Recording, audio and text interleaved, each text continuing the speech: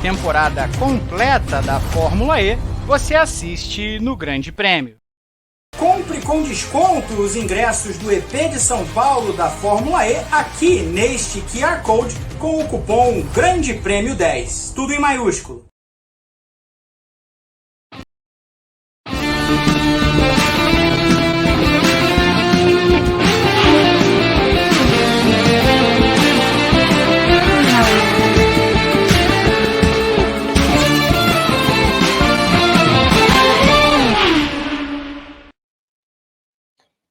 Muito bom dia, muito boa tarde, muito boa noite para você que acompanha a edição dessa segunda-feira do Paddock Sprint. Eu sou André Neto, estou aqui hoje para a gente falar um pouquinho de Fórmula 1, a Fórmula 1 que iniciou a sua Silly Season de 2025 bem antes do que é comum, né? Normalmente, no meio do ano, a gente começa a ouvir os primeiros rumores de trocas de pilotos, e enquanto no Brasil a gente pula carnaval agora nesse mês de fevereiro, na Fórmula 1 os pilotos já começam a pular de uma equipe para outra. Claro, tudo isso envolvendo aí a chocante mudança do Lewis Hamilton, que assinou antecipadamente com a Ferrari e pegou todo mundo de surpresa. E agora a gente tem uma vaga em aberto na Mercedes e também temos o Carlos Sainz aí, desempregado, procurando novas equipes para 2025. E tudo isso já começa a gerar uma quantidade enorme de rumores, já começam a gerar uma quantidade enorme de especulações. As equipes já começam a se planejar para a próxima temporada com uma antecedência um pouco diferente do que é comum, e até agora a gente tem um nome que pinta aí como um grande coringa desse baralho, o nome de Fernando Alonso, o único campeão atual do grid da Fórmula 1 que tem contrato expirando agora no fim de 2024 e vem sendo citado aí como favorito para assumir essa segunda vaga na Mercedes, que sobrou ao lado do George Russell. Hoje eu estou aqui ao lado de mim com o Daniel Balsa, para a gente comentar um pouquinho sobre as opções aí do espanhol para o futuro, sobre o que o Fernando Alonso pode fazer aí nessa Silly Season, o que ele tem de opções, o que ele pode considerar para tomar a sua decisão. Então, Daniel, primeiramente queria desejar uma boa segunda-feira de carnaval para você, e aí já perguntar para você quais são as suas impressões iniciais aí sobre esse futuro do Fernando Alonso, o que você acha que ele tem em mente aí, o que ele está pensando para o futuro dele em 2025? Muito bom dia, boa tarde, boa noite para o André, para você que nos acompanha aqui no Paddock Sprint. Eu fiz uma breve linha do tempo e eu acho que na carreira do Alonso, tirando a mudança dele da Renault para a Ferrari, porque era, digamos assim, um timing perfeito, a conversa, os rumores, tinha toda uma construção dele sair da Red Bull, não, da Renault para a Ferrari. Toda a mudança do Alonso, ela foi sempre muito surpreendente, né? Ele recém foi bicampeão, foi campeão, né, na Renault. Ele ainda ganha o segundo título, mas ele já estava anunciado para a McLaren. Depois de todo o que procó na McLaren, o retorno dele à McLaren é surpreendente. Ele sair da Fórmula 1, voltar para a Fórmula 1. Então, sair da Alpine e ir para a Aston Martin. Então, tudo é possível para o Alonso, né? E até, poxa, no dia da apresentação da Aston Martin, geralmente quando falam de mercado de pilotos, não, o foco está na equipe, mas óbvio, eu tenho opções. Não, ele já falou, eu estou numa posição privilegiada, de cara. Então, eu acho que, como diz o nosso amigo Jefferson Kern, vem uma granada sem pino por aí, viu? Pois é, o Alonso, como você falou, né, foi sempre um cara responsável aí também por vários anúncios bombásticos, né? Acho que talvez em até uma escala um pouco maior do que a gente for pensar o Hamilton, né? Foi um cara que, nas duas movimentações que ele fez de carreira, ele chacoalhou de fato muito forte o mundo da Fórmula 1. Foram decisões, principalmente a ida para a Mercedes, né? Foi uma decisão que foi muito contestada. A McLaren ainda estava muito andando mais na frente do grid do que a Mercedes. Havia uma dúvida se de fato essa escolha do Hamilton seria acertada. Acabou que foi uma escolha maravilhosa para ele, conquistou 6 títulos, enfim, foi uma parceria incrível, e agora ele faz essa aposta na Ferrari, e o Alonso, por outro lado, é o cara que talvez essas apostas dele não tenham dado certo de fato, a volta para a McLaren principalmente, acho que ele passou alguns anos de raiva e bastante estresse ali, que inclusive culminaram nele se aposentando da Fórmula 1, depois voltou. A última mudança mais recente também, em que ele deixa a Alpine, que antiga Renault, um lugar que ele tem uma identificação forte, que ele tem laços fortes, e ele saiu de um jeito bem feio ali, deixando a Alpine na mão, assinando com uma concorrente também na Aston Martin. Então, de fato, acho que o Alonso é um cara que a gente normalmente não pode esperar muita coisa. E como você falou, né, a Aston Martin apresentou hoje o AMR24, que é o carro para essa próxima temporada da Fórmula 1. O Lance Stroll, companheiro de equipe do Alonso, inclusive já fez o shakedown do carro hoje em Silverstone. E aí o Alonso fez todo o trabalho de mídia ali, disse que está orgulhoso do trabalho de equipe, que acredita na evolução da equipe, do carro, do progresso que foi feito em tão pouco tempo. E aí, como você falou, ele deixou bem claro, né, que ele sabe que ele está nessa posição vantajosa aí em termos de negociação. A gente está vendo aí o vídeo de lançamento do AMR24. Depois, no final, a gente fala um pouquinho mais sobre ele, mas o Alonso deixou bem claro, né? Ele falou: eu sei que eu estou numa posição vantajosa, eu sou o único campeão do grid que vai ter oportunidade de negociar com outras equipes. Deu até ali uma indicação de que pensa em aposentadoria novamente, mas ele garantiu que se ele for conversar para renovar, em busca de contrato, ele vai atrás de falar primeiro com a Aston Martin. Aí, em cima de tudo que a gente já falou, Balsa, você acredita nesse papinho do Alonso, por todas as formas que as decisões que ele tomou na carreira, como elas foram? Você acredita que ele vai, de fato, conversar primeiro com a Aston Martin, que dá para crer no espanhol? Que é difícil, né? Porque a própria mudança dele da Alpine para Aston Martin, assim, não, a gente está conversando e tudo mais, e não sei o quê. E aí os dirigentes da Alpine esperavam e confiaram na própria palavra do Alonso. Sim. E ele assinou com a Aston Martin, né? Então é difícil. Eu acho que nesse momento ele pode ter até falado primeiro com a Aston Martin, mas agora, depois dessa mudança do Hamilton e com diversos lugares que vão ficar disponíveis, né? A gente vai ver as peças do dominó vão começar a cair. Acho que o mercado está esperando o Fernando Alonso. Acho que conversar, ele já está falando com muita gente nesse momento, né? Ele pode até ter falado primeiro com o Mr. Lawrence, mas ele já está falando com todo mundo. Eu acho que tem um fator que talvez possa ser importante aí, que pelo menos para mim, a sensação que eu tive foi de que o Alonso, na última temporada, ele conseguiu reencontrar uma felicidade na Fórmula 1 que fazia tempo que ele não encontrava. Acho que todos os pódios que ele conquistou, né, foram 8 na última temporada, eu fiquei com a sensação de que todos eles foram muito especiais para o Alonso, que ele aproveitou, saboreou bastante todos esses momentos, comemorou bastante com a equipe, com a Aston Martin, tratou de fato como se fossem vitórias, né? E acho que é legal a gente pensar que desde que ele saiu da Ferrari lá na temporada para 2015, né, que ele voltou na McLaren, ele tinha conseguido só um pódio com a Alpine em 2021. Então foi bastante tempo aí que ele ficou sofrendo com a Deep Two Engine, que ele reclamava lá na McLaren, o motor de Fórmula 2, com os problemas de confiabilidade. Depois a Alpine também não estava andando no mesmo nível das equipes de frente, conseguiu beliscar um pódio em 2021, é verdade, mas estava bem longe ali de Mercedes e Red Bull.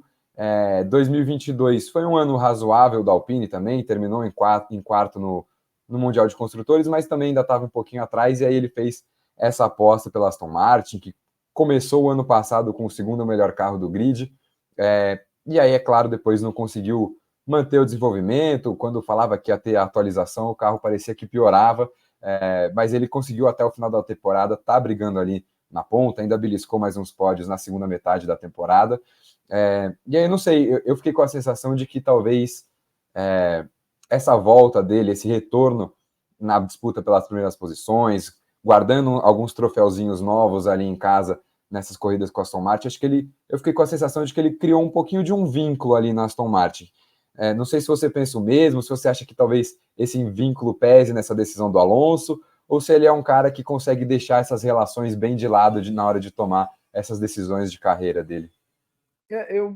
Eu acho que acho que ele criou um certo vínculo, mas o maior vínculo do Alonso em geral é o vínculo com ele mesmo, né? Então, se ele vê uma oportunidade um pouco melhor, ele não vai pensar, que na visão dele seja um pouco melhor, não vai pensar duas vezes. Eu acho que o início, né, até sobretudo metade da temporada, que a Aston Martin estava bem competitiva, eu acho que ele em nenhum momento vislumbrou tipo uma mudança, né, acreditava no projeto. Só que eu acho que quando a Aston Martin foi ficando um pouquinho para trás, aí a gente já via alguma reclamação, por exemplo, no GP do México, ele já falou, já não acho que o problema seja acerto, porque nos treinos ele saía com um tipo de configuração, sim, o Stroll com outro, e o carro não andava, e eles andaram super bem em Interlagos, mas ali foi muito mais um ponto fora da curva da segunda metade da temporada do que propriamente uma evolução da Aston Martin, né? Então acho que em geral, né, dependeria muito do que fosse acontecer nas primeiras etapas da temporada. Só que agora eu acho que todo mundo tem pressa entre os, sim, envolvidos, o Mercedes, o Alonso, o Sainz, o mercado para as equipes e os pilotos, eles precisam acelerar, porque é o que o Alonso falou, estou numa posição privilegiada, então digamos que o Alonso, sim, é o mais cobiçado, então as equipes vão correr atrás do Alonso, e não vão poder esperar muito, porque a Alpine esperou e ficou sem o Alonso para a temporada passada, né? Eu acho que o Alonso tá sabendo se vender bem já agora desde o começo. Ele tá tendo uma leitura boa dessa situação de que, enfim, a silly season da Fórmula 1 começou já mesmo, que tem vagas importantes no grid em aberto, tem pilotos importantes no grid sem contrato. Acho que ele tá querendo garantir o lado dele aí já também. E aí, um pouquinho antes da gente entrar no assunto Alonso e Mercedes, que é uma coisa que tem sido falada bastante também nos últimos tempos, eu queria falar um pouquinho, ainda entrando no tópico Alonso e suas relações na Fórmula 1, a gente sabe que o principal entreveiro que ele teve na carreira foi justamente com o Lewis Hamilton ali na única temporada que os dois estiveram juntos na McLaren em 2007, e ele deu uma alfinetada, né, nessa decisão do Hamilton de ir para a Ferrari, disse que não acreditava muito nessa história de sonho de infância dele de ir para a Ferrari, falou que 12 meses atrás esse não era o sonho de infância do Lewis Hamilton, e que nos últimos 2 meses parece que voltou a ser sonho de infância dele, pensando aí que o Hamilton teria tomado essa decisão muito mais pelo desempenho da Ferrari, que foi a equipe que conquistou a única vitória fora da Red Bull na última temporada, que conquistou pole positions, conseguia andar ali, pelo menos em ritmo de classificação, mais rápido que os taurinos, e o Alonso deu essa alfinetada no Hamilton ali. Ainda dá para ver que tem um desgostinho ali, né, do Alonso com o Hamilton. É o velho e bom Alonso de sempre, que chupa um limão azedo de manhã no café para sair distribuindo a alfinetada. Eu acho que, óbvio, Hamilton e Alonso é emblemático, né? Até o Hamilton, que sempre tem um discurso mais polido, que, enfim, muito mais educado, um cara que pensa muito fora do automobilismo também, mas quando fala do Alonso, vira e mexe, ele também dá uma alfinetada. Então é algo que pode até estar bem resolvido entre eles, há um respeito e tudo mais, mas, enfim, na hora de mencionar um do outro, sempre escapa digamos, uma farpinha, exato, uma farpa aí por tudo que eles viveram ali naquele ano de 2007. Sim. Bom, então, agora sim, né, vamos falar das possibilidades que o Alonso aparentemente tem fora da Aston Martin. Acho que a grande especulação que tem saído aí é justamente essa vaga na Mercedes, né? Toto Wolff já falou que a saída do Hamilton talvez possa ser oportunidade de fazer algo ousado, aí especulou-se Max Verstappen na Mercedes, agora outro nome falado também é justamente o do Fernando Alonso. Acho que no momento as 3 principais rotas aí para o Alonso em 2025 são ficar na Aston Martin, conseguir, quem sabe, essa vaga na Mercedes, ou, como ele mesmo deu uma indicação de que ele pensa também em parar, se aposentar novamente. Aí imagino que a segunda aposentadoria seja a definitiva do Alonso. Mas vamos pensar nesse segundo cenário aí do Fernando Alonso na Mercedes. O que achamos dessa possibilidade, Daniel Balsa? Eu acho que eu vou pensar, antes de falar da parte técnica, eu vou pensar na questão digamos, mercadológica, de Uhum. marketing para o lado da Mercedes. É a resposta ideal. Pega um cara Sim. emblemático, um cara que traz repercussão, um personagem totalmente distinto do Hamilton, mas é um cara que vai trazer repercussão, e a resposta que, enfim, assim, a Mercedes responde assim: a gente foi atrás do que tem de melhor disponível, né? Porque, na minha visão, por mais que o Albon seja um grande prospecto, um cara que tem muito a evoluir, não vai ser uma resposta no mesmo tom. Ou fazer uma aposta ousada num Kimi Antonelli também não. Eles perdem o piloto mais vitorioso da história, e acho que tem que dar uma resposta, tem que trazer um campeão mundial para ser algo à altura. Uhum. E aí, enfim, tecnicamente a gente está falando de um bicampeão, um cara que contribuiu muito para Aston Martin sair lá da rabeira, que foi em 2022, para buscar pódio, para disputar lá na frente, terminar em quarto no campeonato.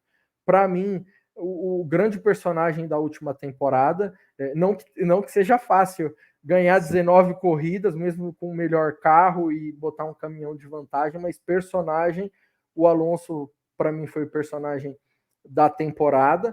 Então, e pelo visto, ele e o Russell têm um bom relacionamento. Então, pelo menos o início de trabalho, quando a Mercedes vai precisar de informação, de feedback, de tudo mais, já não vai começar daquele jeito. Eu vou segurar esse segredinho aqui, acolá.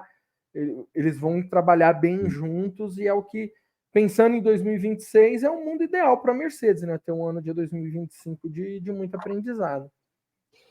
Eu ia dizer primeiro que eu concordo bastante, acho que em termos de nome mesmo, o único nome minimamente à altura nesse momento que a Mercedes poderia ter para substituir o Lewis Hamilton é de fato do Fernando Alonso. Acho que seria o único piloto que chegaria com esse impacto mesmo, dessa notícia pesada, assim, de, ok, a Mercedes, eles não vão fazer um período de transição, eles não vão trazer o álbum para 1-2 anos, esperar o Kimi Antonelli chegar, não, eles querem voltar a vencer agora, eles têm um projeto para vencer agora, e o Fernando Alonso é agora o piloto deles. Acho que o George Russell ainda precisa se provar talvez um pouquinho mais para virar de fato o piloto que a Mercedes vai apostar, o piloto que a gente vai olhar e falar, esse é o cara da Mercedes para ser campeão do mundo. Acho que ainda falta um pouquinho para ele chegar lá e trazer o Fernando Alonso, talvez pudesse ajudar ele também. A gente sabe que ele teve alguns bons anos ali ao lado do Lewis Hamilton também, aprendendo bastante coisa, e aí quem sabe com o Fernando Alonso ele não aprende um outro lado ali também, de saber controlar, quem sabe, a parte de agressividade dele, de controlar os erros, enfim. Acho que o George Russell é um cara que ainda tem um potencialzinho a mais que dá para extrair e chegar nesse nível aí, dessa primeira prateleira, né, que a gente fala de grandes pilotos. E aí, Daniel, eu queria entrar um pouquinho no que você falou no finalzinho do seu comentário, né, que é a parte de relação do Fernando Alonso com as equipes. A gente sabe que, pelo menos com o George Russell, parece ser uma relação tranquila nesse momento, mas como que seria essa dinâmica ali dentro da equipe? Como que você vê ele trabalhando com o Russell, mas também, principalmente, com o Toto Wolff, com o chefe de equipe?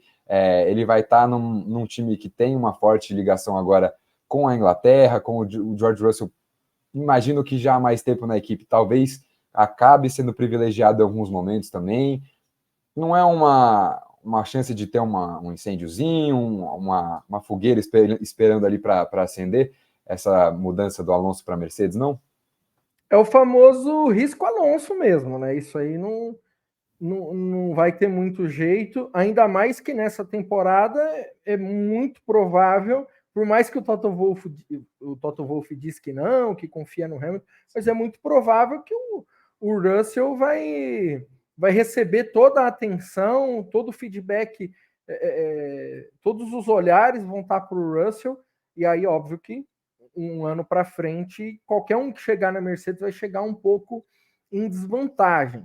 E se o Alonso tiver no mesmo nível, se ele tiver que disputar assim com o Russell, vai ser um argumento para ele. Falando, não, o Russell tem toda a atenção, teve toda a atenção no último ano, estou chegando agora, o pessoal... Enfim, é algo bem, bem possível, né? Mas, enfim, queira ou não, a Mercedes é uma estrutura muito bem montada, não estou nem falando de estrutura física, mas de pessoas mesmo, de equipe. Acho que o Toto Wolff é um cara muito habilidoso em lidar com isso, né? É um cara que, por mais que nos últimos anos a Mercedes, nos últimos 2 anos, uma vitória só, e que vira e mexe uma lamentação, outra era um pouco mais exagerada publicamente, mas soube conduzir muito bem isso aí para a equipe permanecer bem montada aí, né?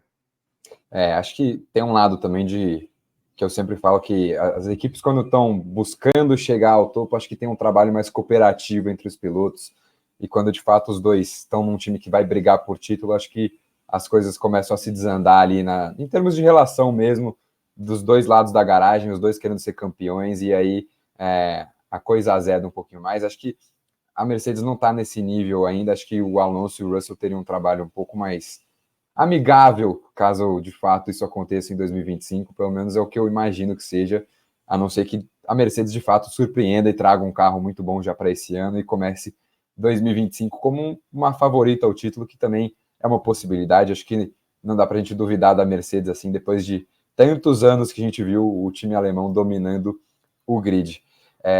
E aí, para a gente fechar, né, as 3 grandes possibilidades aí do Alonso nesse momento, a última é, de fato, uma aposentadoria, né? Uma aposentadoria precoce, né? Só 43 anos ele vai ter no fim do ano. Acho que seria triste a gente ver um jovem talento desses deixar a Fórmula 1 tão cedo.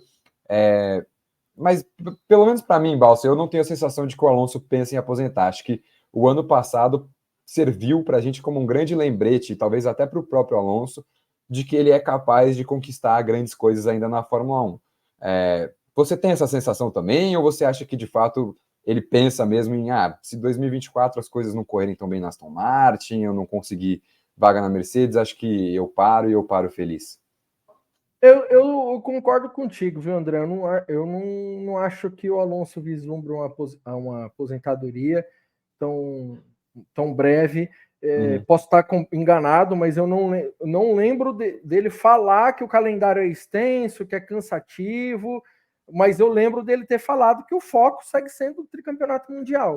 Então não vejo ele mudando de ideia assim tão rápido, né? E se, enfim, agora nessa posição interessante de mercado, eu não sei, acho que a aposentadoria só se acontecer, acho que um fator muito extraordinário e tem que ser fora a pista, sabe? Tipo, ele realmente, sei lá, durante a temporada ele fala, quer saber, meu, não aguento mais esse negócio, tá muito legal ficar aqui em casa, o cachorrinho novo, enfim, sei lá, eu acho que tem que ser um negócio muito, muito fora da curva para o Alonso começar a cogitar aposentadoria. Eu acredito que ele aí, pelo menos o primeiro ano do regulamento de 26, o Alonso vai tentar extrair alguma coisa.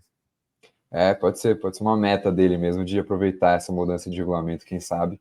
E aí, de fato, né, a Mercedes é uma equipe de fábrica que tem o seu próprio motor. A Aston Martin, inclusive, é uma das equipes que corre com o motor Mercedes.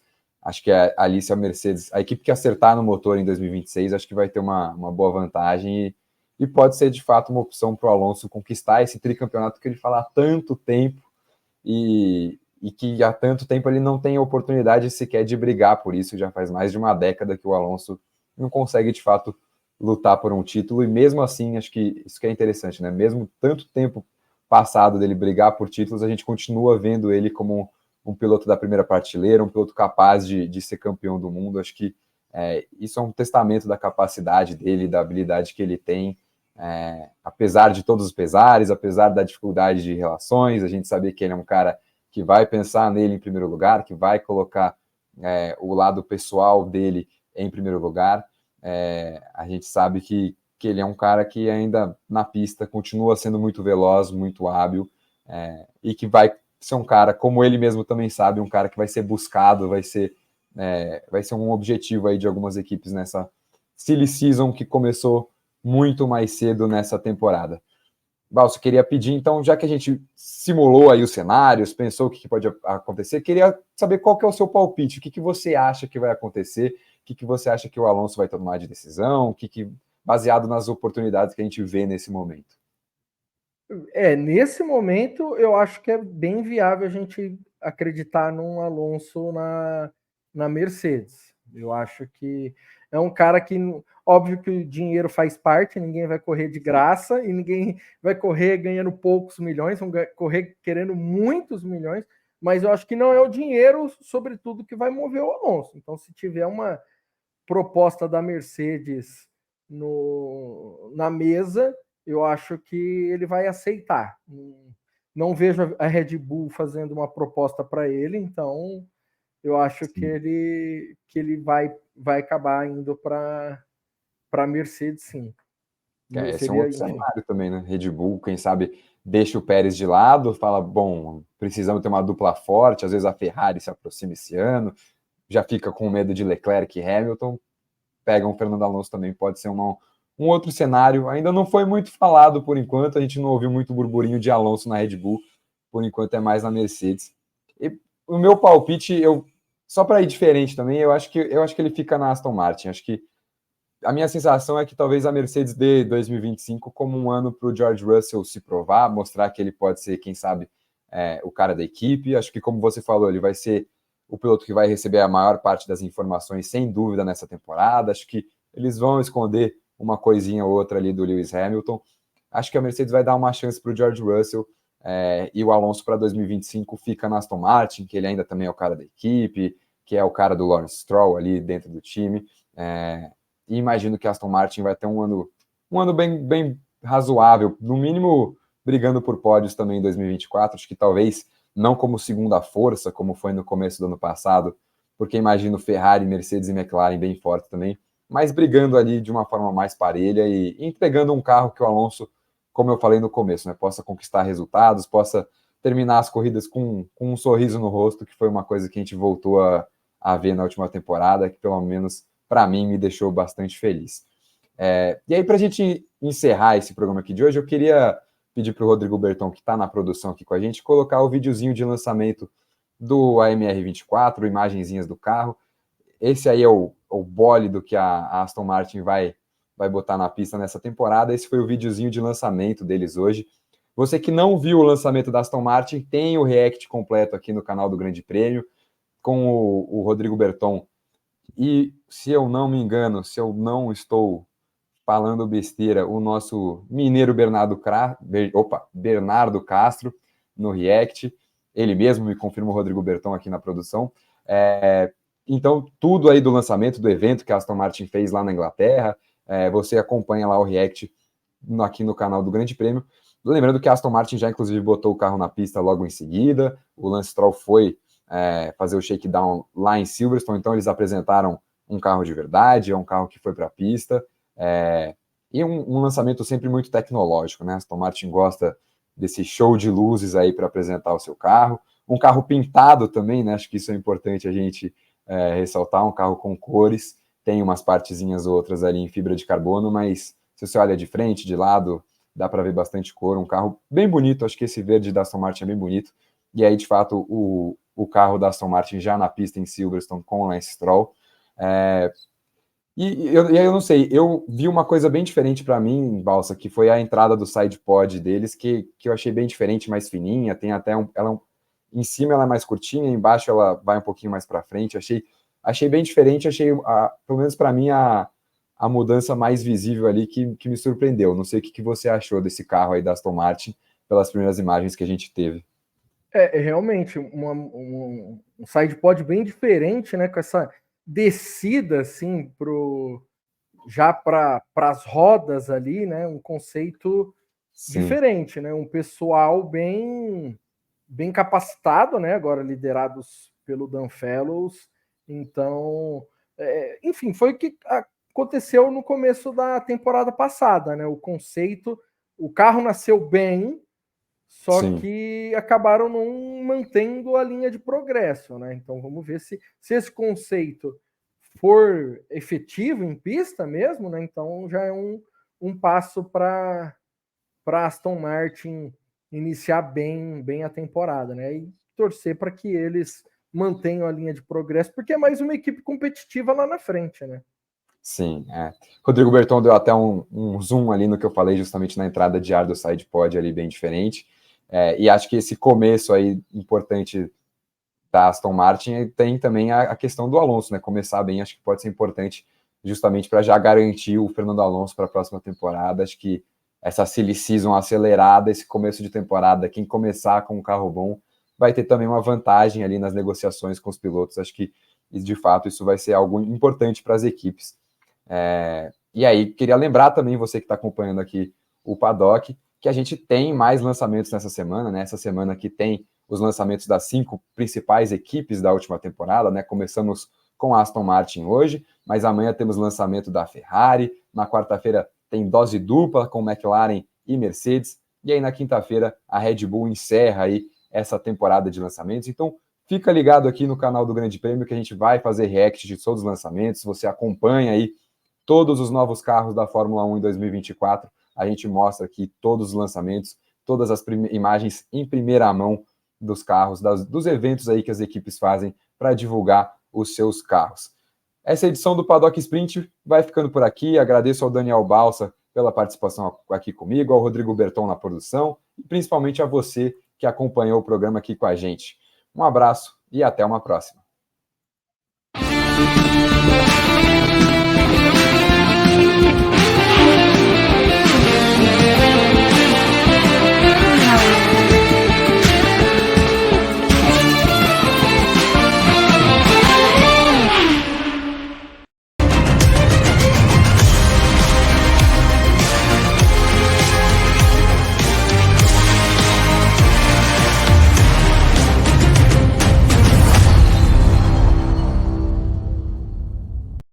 Com desconto os ingressos do EP de São Paulo da Fórmula E aqui neste QR Code com o cupom Grande Prêmio 10. Tudo em maiúsculo.